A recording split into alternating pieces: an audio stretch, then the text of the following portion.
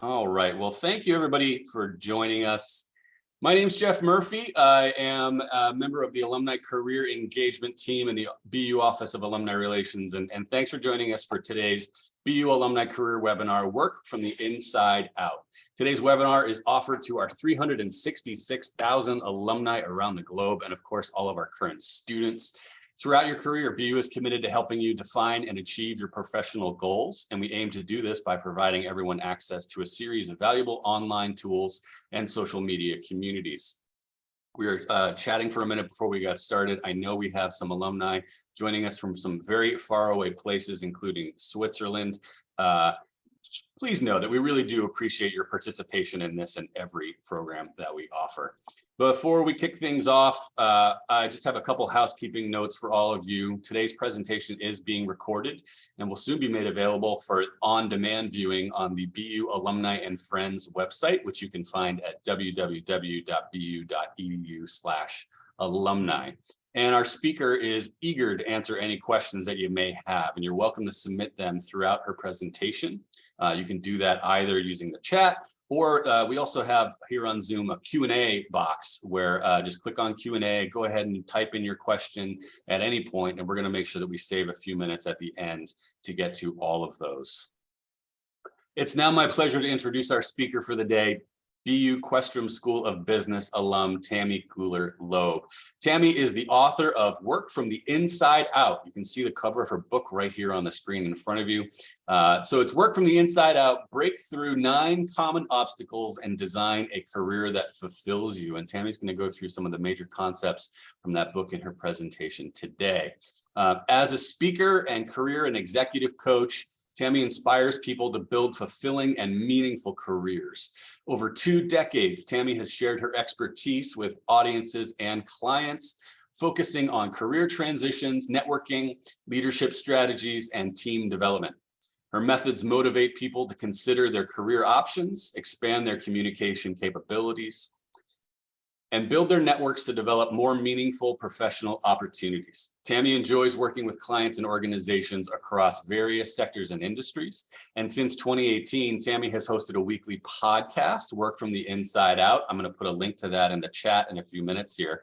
And that podcast showcases inspiring stories and practical lessons of noteworthy professionals who transitioned to more satisfying work. Tammy's expertise appears in a lot of publications, including the Harvard Business Review Ascend, Forbes, Fast Company, and the Boston Globe. Tammy has her bachelor's degree from psychology from Hampshire College. Tammy, we forgot to talk about that. I need to ask you some questions about Hampshire. I went to UMass. Sure. And Tammy also, as you know, has an MBA from Boston University. Tammy's a certified professional co-active coach from the Co-Active Training Institute in San Rafael, California.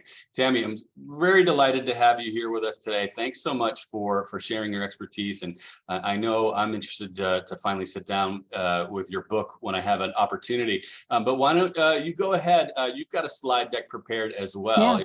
To go ahead and get that up, then the floor is all yours. Thank you so much for having me. This has been on my mind for a while to do something for our BU community. So I'm really excited to be here and to be having a chance to speak with all of you. And I want to just reiterate that I love getting questions and answering and addressing your concerns. So why don't we just take it away? So why is this important? Why are we talking about this? Well, you know, we spend the better part of our adult years working, probably 40 to 50% of our waking hours are spent working, more time than we do sleeping, more time than we do with our families or other important things. So I've always said that why is it that we have research out there that shows us that about 65% or so of employees across many industries, across many cultures are feeling disengaged at work, or people who are just going to work for a paycheck. Not that getting paid isn't meaningful, but there's other things. So So that's why I do what I do, because I want to help more people make better use of that part of their lives. So let's start with a little poll.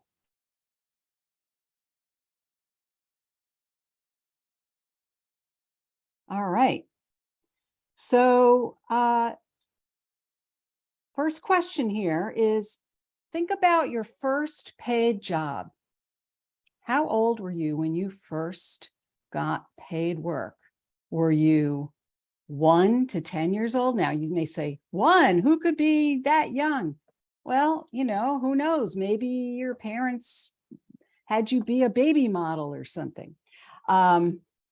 11 to 17 years old, maybe you had your first paid job when you were 18 to 21, or maybe not till you were 22 or older. So let's see what the spread is of when people got their first paid job. This is fascinating. We've got a pretty consistent audience here today.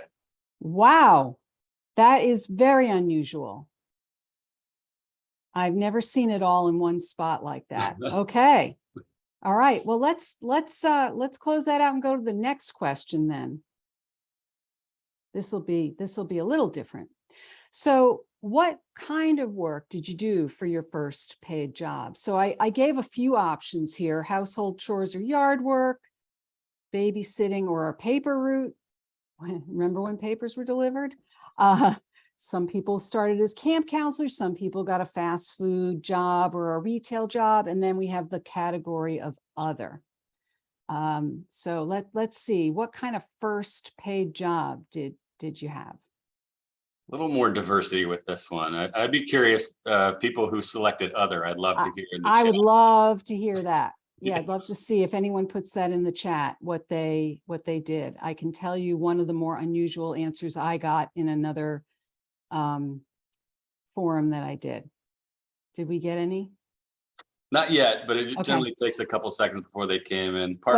Simone worked part-time for an interior designer in New York City. Ooh, As a young that's person. really cool. Yeah. So one of the more intriguing answers, not that babysitting or household chores aren't intriguing. I will tell you, my first paid job was ironing shirts for my mother asked me if I would iron my father's shirts, and I got $1/4 a shirt.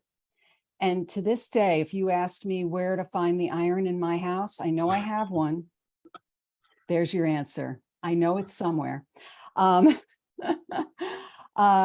But one of my participants in another workshop said that she was a talking mailbox at the shopping mall during the holidays. That's an interesting one for the resume, don't you think? Let's do the last poll question for this section. All right, so do the math. So based on when you began your first paid job, how many years in total have you been working? And we won't try to figure out your age, don't worry. This was not so fun for me when I saw your question that we were asking today, to figure out that I've been working for something like 35 years. Well, even that answer, not so fun for you. It's like, well, then maybe you need to be having more fun at work. I have plenty of fun at work. Oh, okay, good. So like reviewing questions like this. All right, we've got some good diversity here as well. All right, let's see. What do we have? All right, so we've got a nice spread of people here who've been working wow, this is really a diverse group in terms of how many years people have been working. Okay. So my point in asking you these questions is, first of all, I find it interesting. I'm always fascinated by, people's work histories and what they've done. And but also to really point out the fact that work takes up a huge part of our lives. And therefore, why is it, especially in our culture here, but I think in other cultures as well, we seem to allow ourselves to get highly educated and then find ourselves settling for a career or a line of work that may be somewhat satisfying in some respects, but maybe not as fulfilling as we had hoped it might be. And then we kind of get comfortable, even with our discomfort. Now, I'm not saying this is true of everyone, and I know that people have very practical matters that they need to take care of. So I'm not excusing any of that. That those things are very, very important.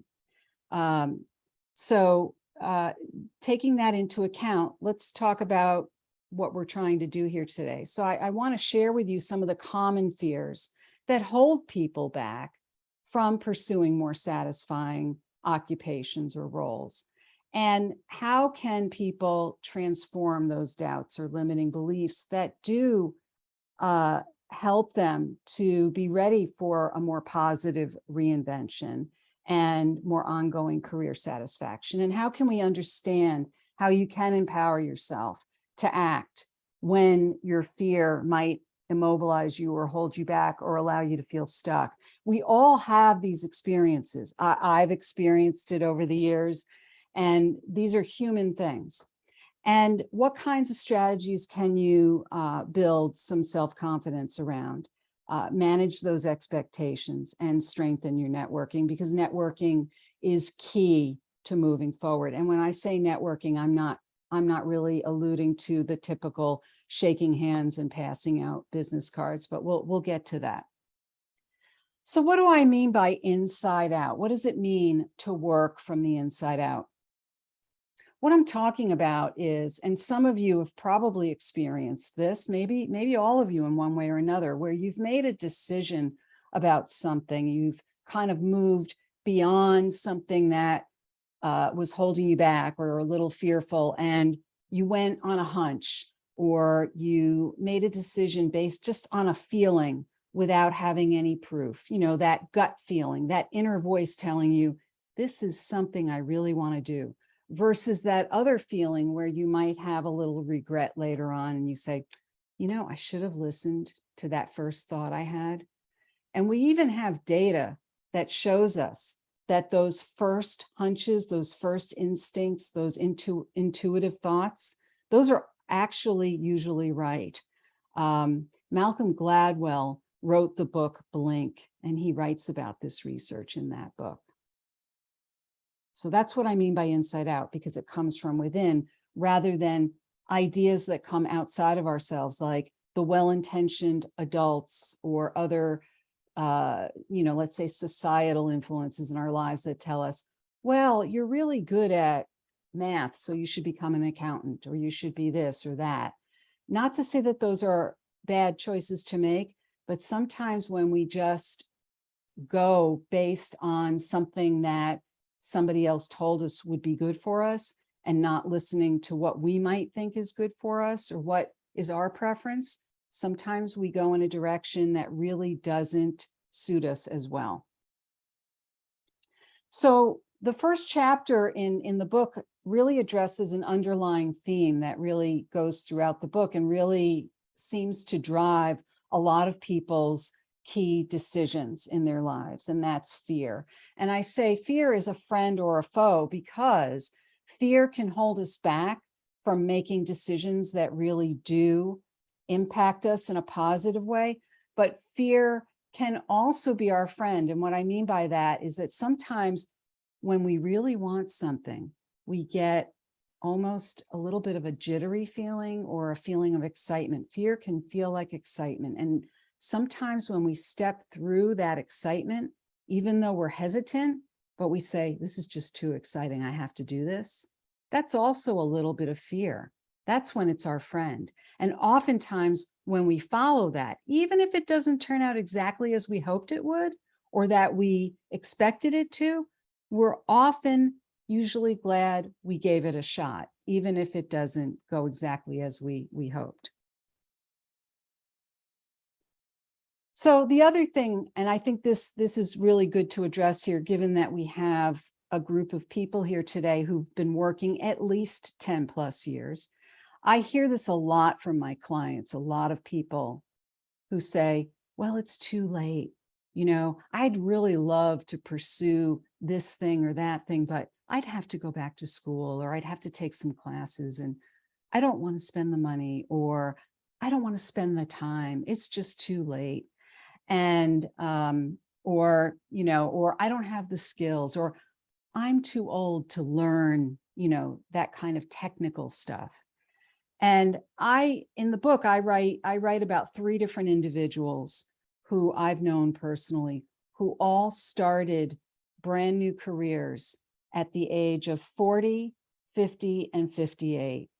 And they all went through with no regrets at all. So I'm not going to get into all the details here. I'll tell you one quick one. All right. I can't leave you with all of that. So I had a client who was a 58-year-old man. He was a software engineer, very shy, introverted man, really had been in that field for a long time, had been through a number of layoffs. We've heard a lot of those stories. And he wasn't ready to retire. He had been given a package in his last layoff. He had a real interest in affordable housing, and really wanted to pursue that and see if he could find work in that arena. But it was so different from everything he had been doing. So I worked with him for a while to start to network and talk to people who work in that field to see where might there be some overlap between his experience and some of the kinds of things he could do in the field of affordable housing. And there's a lot of different avenues he could take. And I had some past experience in the public arena around affordable housing policy and homelessness. So that was something in my past that I was able to lend myself to with him. And we worked together for about 6 months. It was very, very hard for him to put himself out there and talk to people, but we found a way to do it. And within about 6 to 8 months, he got a job in a local housing authority, public housing authority, as a project manager. And he was able to make that transfer. Now, there's a lot more to that story. I write about it in the book, but just to give you that as an example. I think that's a really good one, because his personality really didn't lend itself well to him really putting himself out there to talk to lots of people he didn't know. And I had to push him, but we found a way to do it. Tammy, you had told me it'd be okay to jump in if we had a timely question. Marissa was thinking the same thing I was. These folks that later in life that were making these kinds of big career jumps, did they have dependents to care for, children, old aging That's parents? a great question. One of the other stories in the book is of somebody who had 3 young children, and she decided to go to school to become a nurse at the age of 40. And she had 3 young children. She had to do 2 years worth of prerequisites before she even went to nursing school. Now, I will say she did have some financial resources to support that. So there are people who do have the financial resources, but she had 3 children she was taking care of. So she had to figure, she still had a lot to orchestrate. And I will also tell you, they were 3 somewhat not the easiest children. Let me put it to you that way. They were wonderful children, don't get me wrong, but they each had their own set of needs. And I would say even 3 of the easiest children, when you're raising 3 children at the same time, that's a lot of work. But she did it. She did it. She had the energy for it too, and she had the drive for it.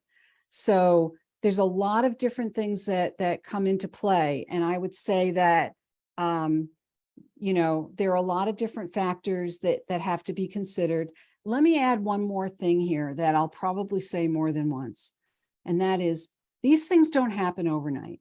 Okay. So the example I just gave you of this person I knew is 40 years old who went back to school for nursing. She did this over several years. This was not an overnight decision, and it wasn't an overnight process. It took her many, many years to accomplish it.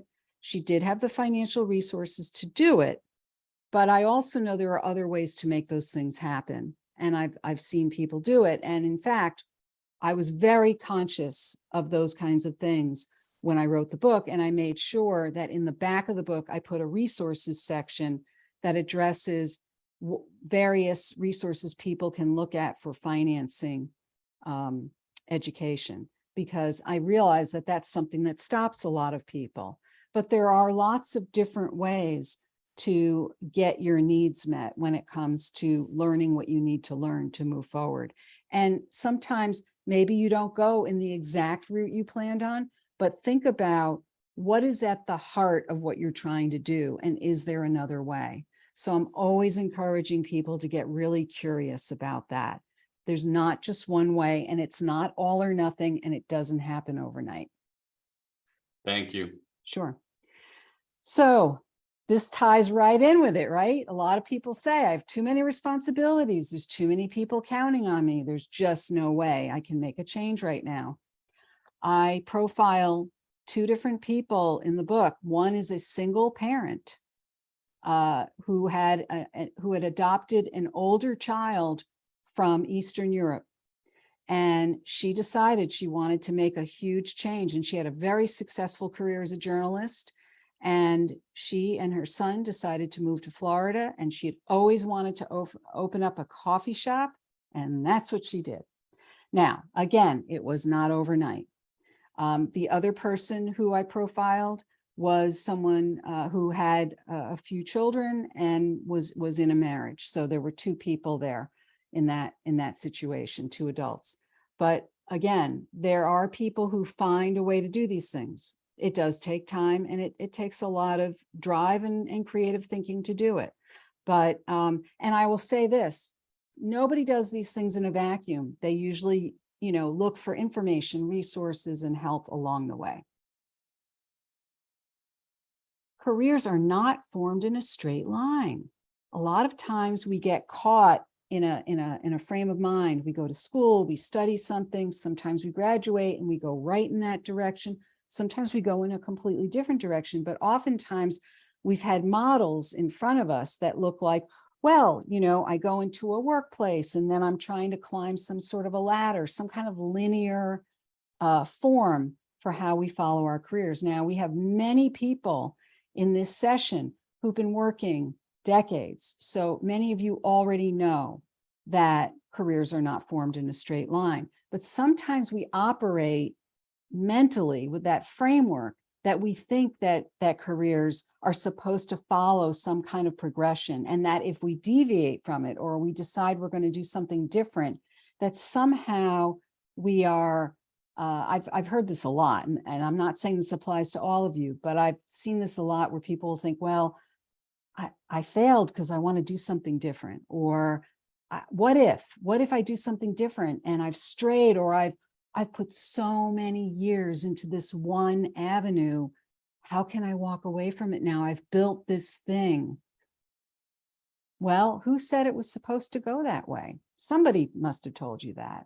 But I can tell you that most people who find a more satisfying or fulfilling way don't necessarily go in a straight line. They probably go more in the ways that we see in this little graphic here.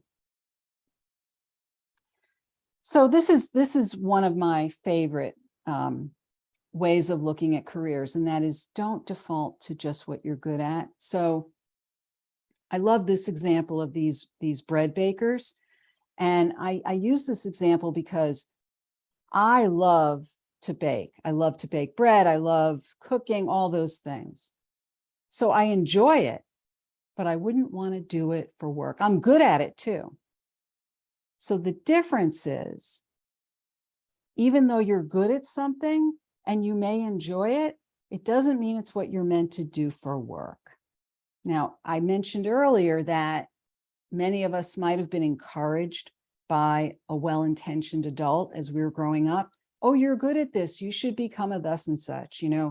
When we were growing up, my older brother was always, oh, you should be a doctor. And he didn't want to be a doctor.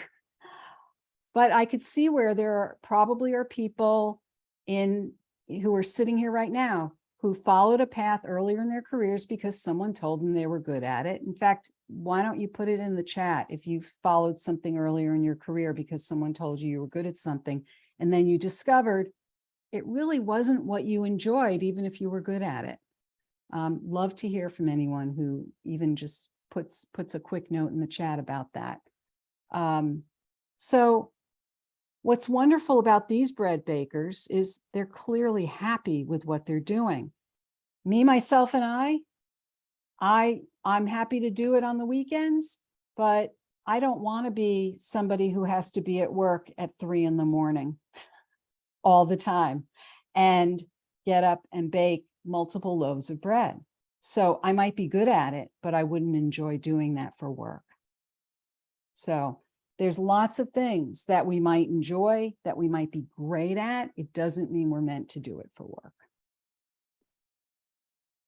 So success is not a destination. I see a lot of people working towards something, and they think they have to, pay their dues, pay their dues, pay their dues. And while they're paying their dues, they're miserable, or they're unhappy in some way, or they're doing a lot of things that might be even rubbing up against their core values. And so thinking about, what does success mean to you? And how do you get on a path that really fulfills that for you? What does it really mean? Many of us were taught a definition of success. So I'm curious, let's do a poll on that and see how that lands for you. So what comes to mind first when you think about success?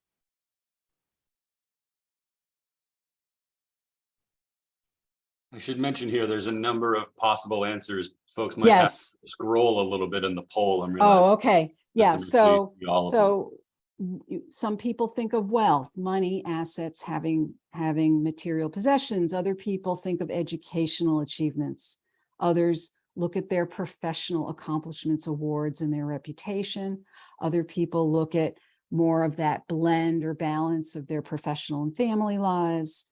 Some people think of success as just living their lives true to their own values. And then people might even have a different definition. That's why we put other as another choice. I'm embarrassed to admit that when I saw your question, the first thing I thought of was money.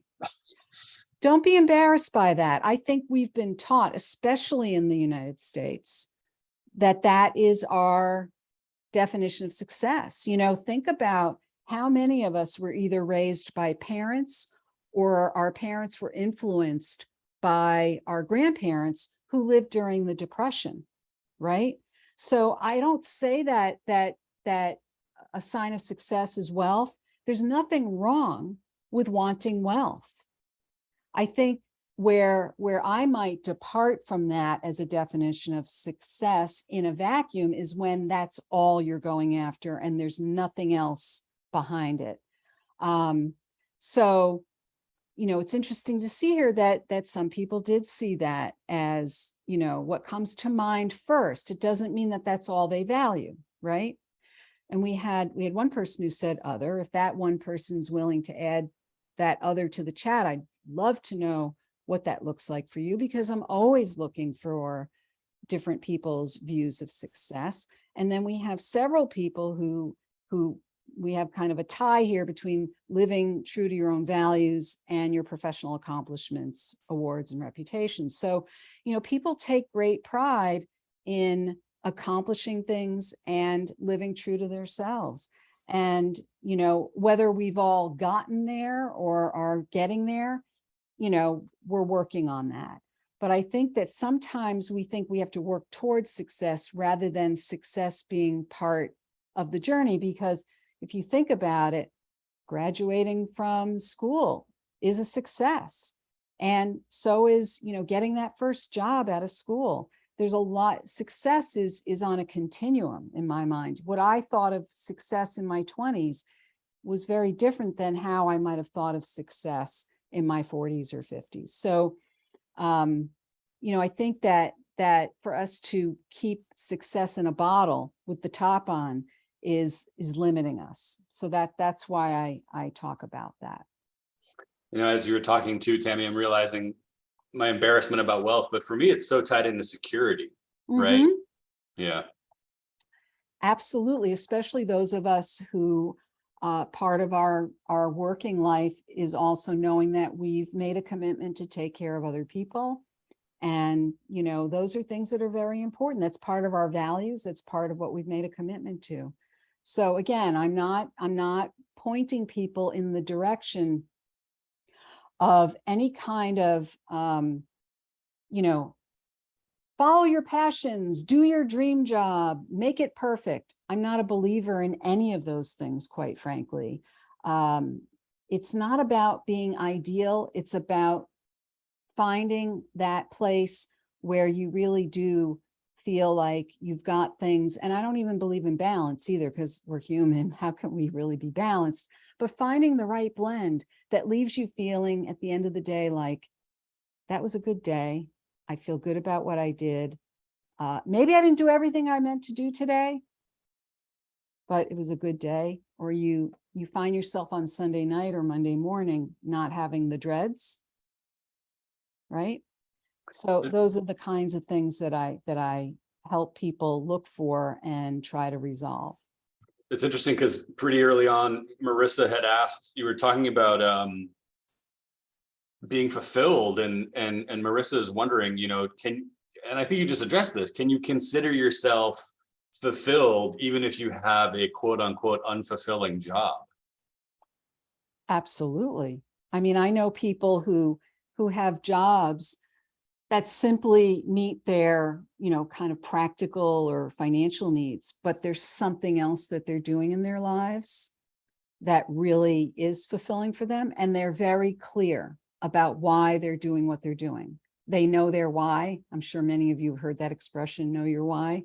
They know why they're doing what they're doing. So I think when you're feeling that kind of clarity within yourself, and that's why I call it inside out, it's that kind of a feeling. So now I would say it would be optimal if you felt more fulfilled at work, but sometimes maybe you don't want a job that takes that kind of energy because you're putting it into something else, or we all have periods of time in our lives too, where we may have gotten stuck in a job for a while that is meeting certain needs.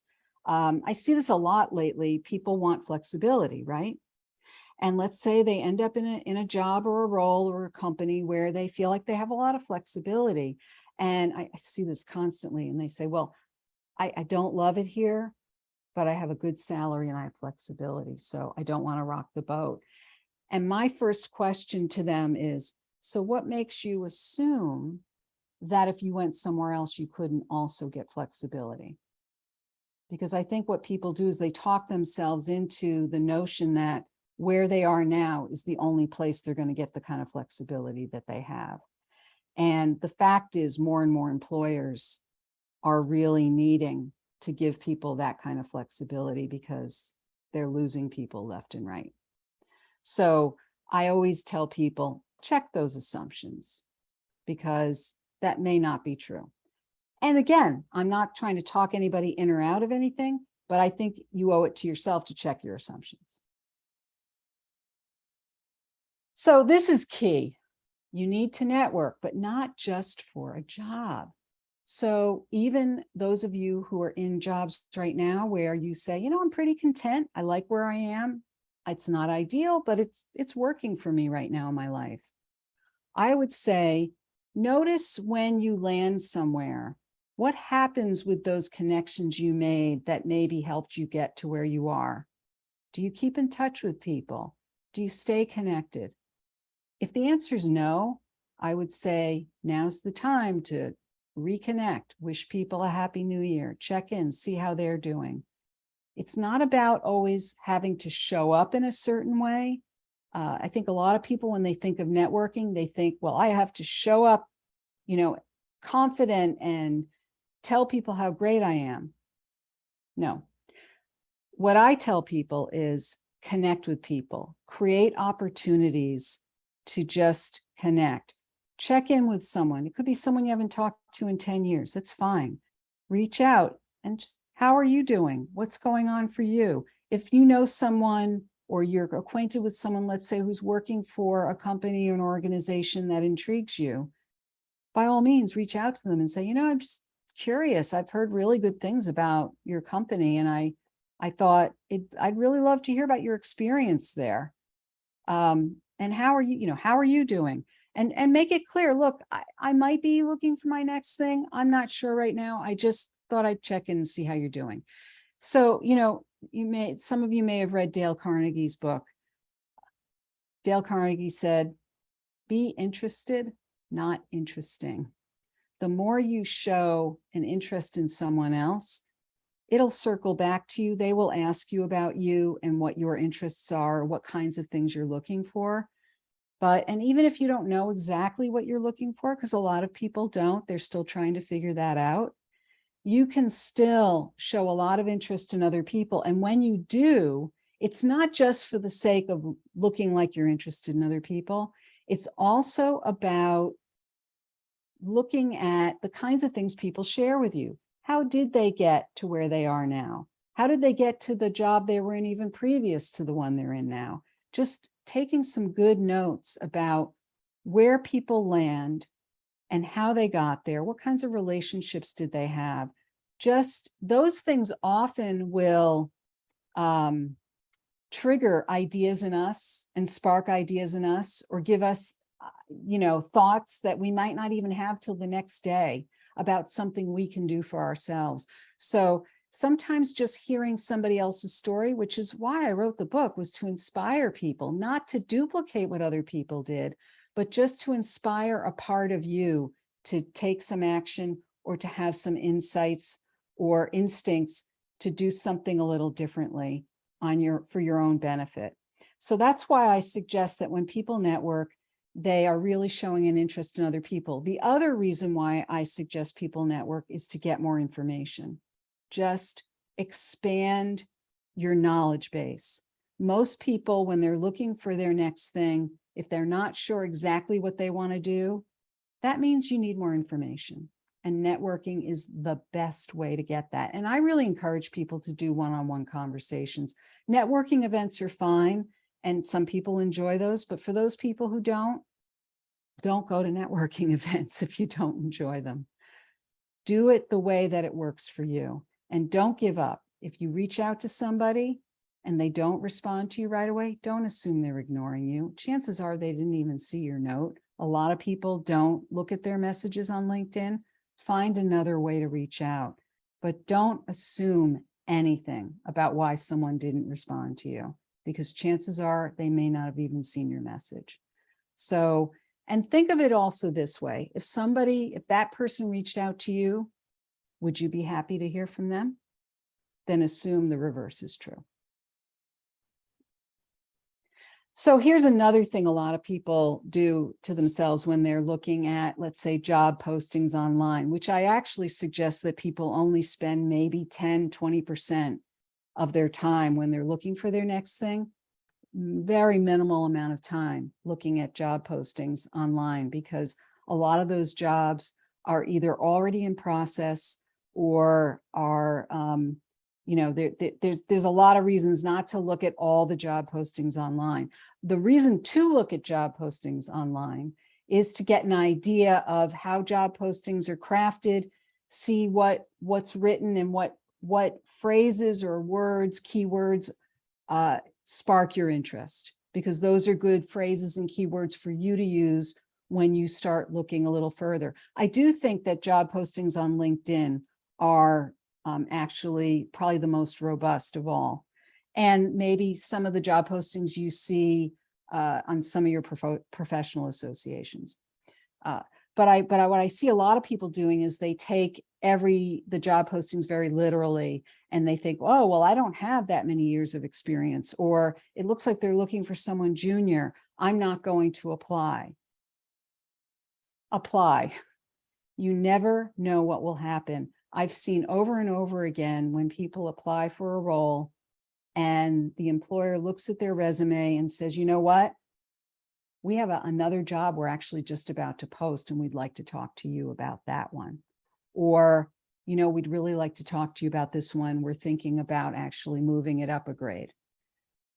So when people assume things on face value, that's when they start to head down the wrong pathway. So it's always good to get your resume in front of people. Another thing that you have to be aware of, and we're not going to have time to go into it, are the applicant tracking systems that a lot of companies use. And that's where you have to be matching up keywords in your resume to what's in the job posting when you're doing online job applications. I'm going to tell you quickly, and maybe we can put this in the chat, There's a wonderful site you can use that has a great tool in it that will help you with this matching process. Don't try to do it manually. It's called Resume Worded, resumeworded.com. Check it out. It's fantastic. I'm going to put that in the chat right now, Tammy. Yeah. Okay, great. Check-in time. All right, we're good. So we're wrapping it up almost. So uncertainty. It's a fact of life. We know that. And we know that change is the only constant. So we never know when life is going to change, and it's going to change how we make decisions about our work, our family lives, all kinds of things. And not to be a bummer here, but I am going to share a really poignant story with you. So this is my friend Jenny Lisk, and Jenny was married to Dennis. Dennis came home one day. He was feeling a little dizzy. Jenny had a 20-year career with IBM as a project manager. Dennis was a city planner. Jenny was actually the chief breadwinner in the household. They had two beautiful children, as you can see in this picture. Dennis comes home one day. He's feeling a little dizzy. Jenny says, maybe you're dehydrated, drink some water. Next day, not much better. They go to the doctor. They do a scan. Dennis has glioblastoma. Many of us know what that is. It's a very, very aggressive brain cancer. Fast forward, Dennis is on the operating table the very next day. That's how quickly they moved. He comes out of the surgery. Cognitively, he is never the same again. Never the same again. So literally, Jenny's life changed overnight. And unfortunately, Dennis passed away 8 months later. So this was about 7 years ago. Jenny has since left IBM and created a podcast for widowed parents, because she realized as she went through all of this that there were resources for widows and there were resources for grieving children, but there wasn't much out there for how to be a widowed parent. And so she's a very pragmatic person. And she decided that was what she was going to do, was to make it her life's work to help other widowed parents and families. She also wrote a book, fantastic book, sharing her journey through this. And believe it or not, as sad a story as it is, it's also an uplifting story. I tell you this because she realized within a short time after Dennis passed away, she had a conversation with herself.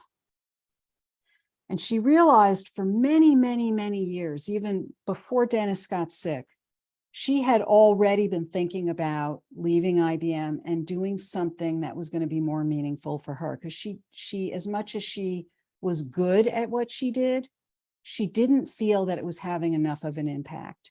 And she had tried many times over the years to take classes and to do other things, but her family life and the income she was making often pulled her back. Once Dennis was gone, she asked herself this question, and she said, if my life is the same 5 years from now as it is today, would I be okay with that? And she decided the answer was no. And that's when, about a year after he passed away, that's when she decided to take a sabbatical for herself. And she was able to make that work. She left IBM and gave herself a year to start on this pathway of trying to make things happen for widowed parents. And that's what she did. And she's been doing it ever since. And she also, because she wrote her own book, she also became quite an expert in how to publish books and market books. She's one of these people who teaches herself things very easily. So she's phenomenal, and she's doing a lot of good in the world for a lot of grieving children and a lot of grieving parents. I tell you that to be uplifting, not to bum you out, but I tell you that also because it's a great question for all of us to ask ourselves. if your life is the same, even 3 years from now, would you be okay with that? And if the answer is no, then I would say now's the time to begin doing something about it. There you go. Okay. We are done with the presentation. Tammy, this was incredible. I've been doing these sessions for about 10 years, and I don't think I've ever jotted as many notes down as I have today. I could listen to you talk about all of these topics. I need to read your book, long story short. But I also want to point out, we mentioned earlier, you've got a podcast. If you are like me and want to hear more from Tammy, I'm going to put a link to the podcast in the chat here. And then let's do, I thought that 5-year question was incredible. Something's never been presented to me in that way. And I'm feeling pretty good.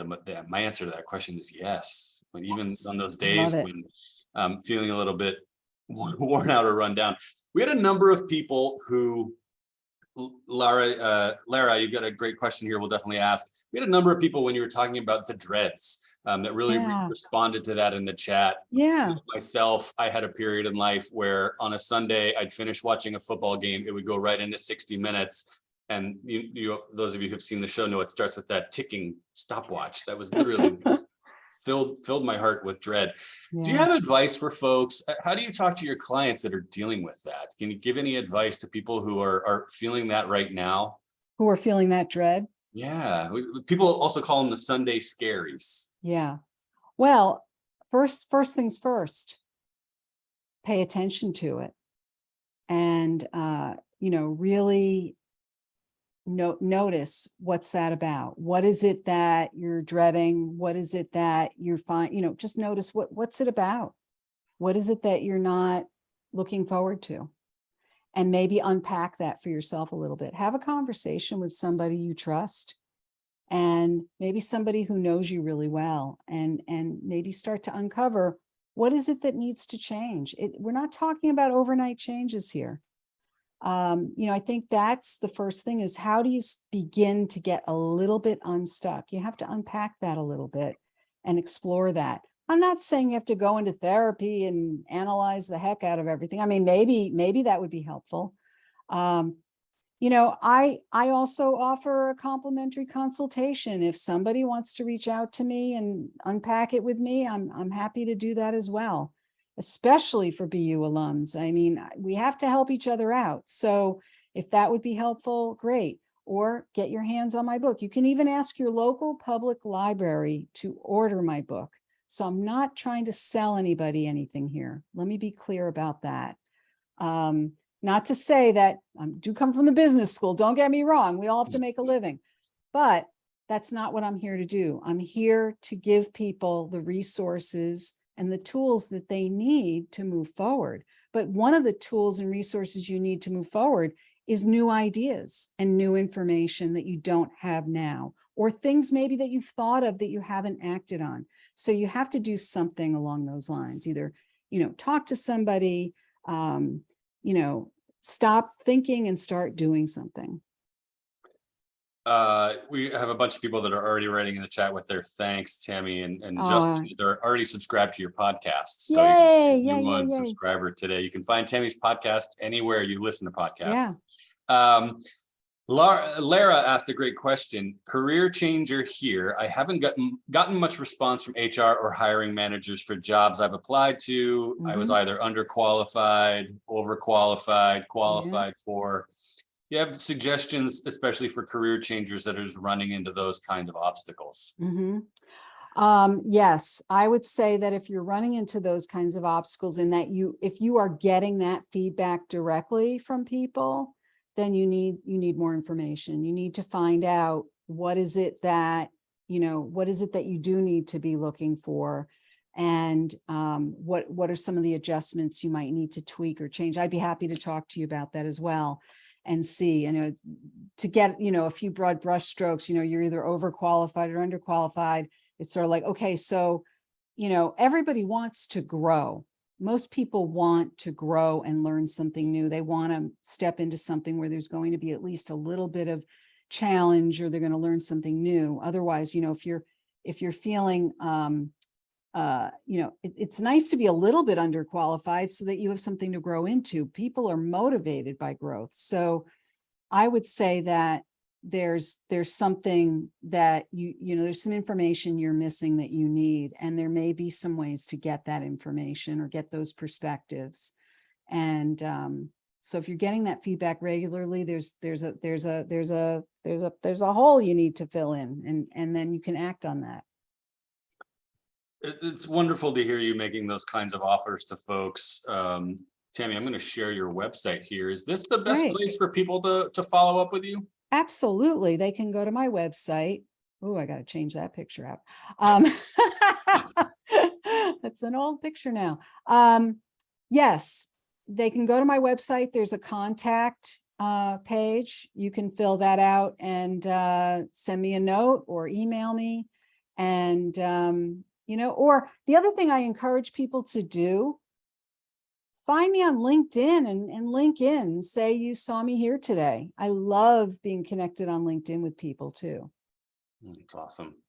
Well, Tammy, this was incredible.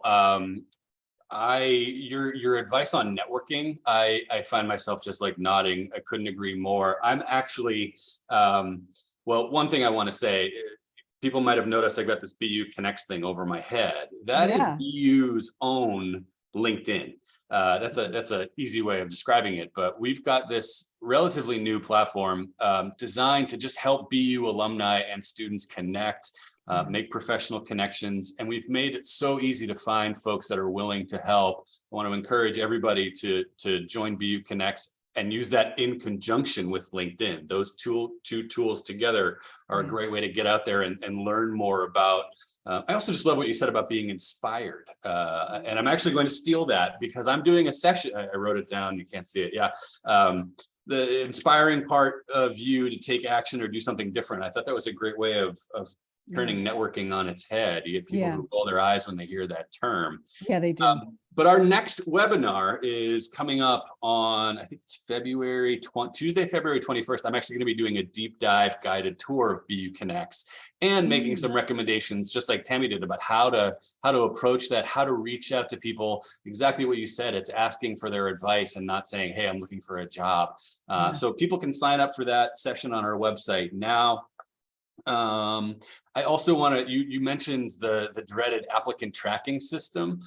We've actually done sessions on specifically just how to beat an applicant tracking system. You can find those on our website, bu.edu. You'll also be able to see Tammy's webinar up there very, very soon. So this was awesome, Tammy.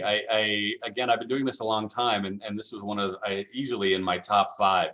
Oh my goodness. That we've done. So thanks so much for doing it for us. I'm delighted. I'm absolutely delighted. And I love what I do, and I want to help other people find whatever they love to do or like a lot. This is the time in life we should be, I think we ought to be happy throughout our days, not just, bringing home a paycheck.